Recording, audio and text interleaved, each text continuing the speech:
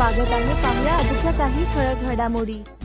85व्या वार्षिक महोत्सवात हिरेमठ संस्थानमध्ये हजारो शिवभक्तांनी घेतली दीक्षा। MS Marathi news network Ausa प्रतिनिधी MB मणिया।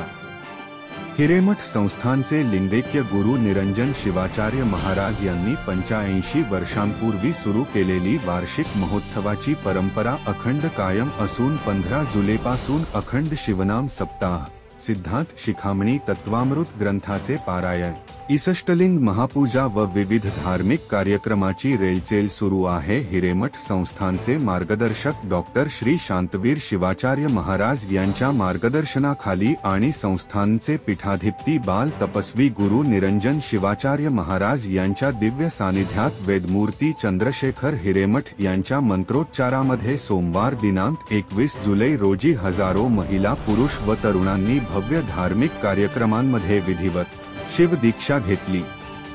हिरेमठ संस्थानच्या माध्यमातून धर्म जागृतीचे कार्य अविरतपणे सुरू असून या संस्थानला ज्ञानपीठाचे स्वरूप प्राप्त झाले आहे। धर्मानेच विश्वाला शांती मिळेल म्हणून संस्थानच्या धर्म जागृती कार्यक्रमाला अनन्यसाधारण महत्त्व प्राप्त झाले आहे।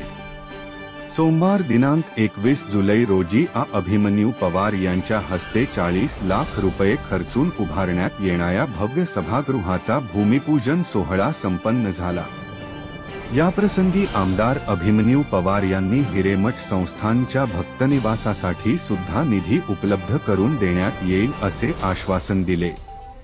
यावेळी वीरशैव समाजाचे अध्यक्ष सुभाष आप्पा मुक्ता, उपाध्यक्ष विजयकुमार मिटकरी, सचिन उटगे, वैजनाथ शिंदुरे, सचिव अमर उपासे, भारतीय जनता पार्टीचे जिल्हा प्रभारी संतोष मुक्ता, बाजार समितीचे उपसभापती भीमाशंकर राचट्टे यांच्यासह अनेक मान्यवर उपस्थित होते।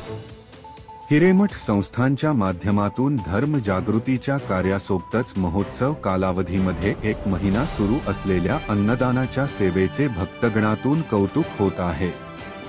महोत्सवाच्या यशस्वीतेसाठी हिरेमठ संस्थान औसा, वीरशैव समाज औसा आणि वीरशैव युवक संघटना पदाधिकारी प्रयत्नशील आहे।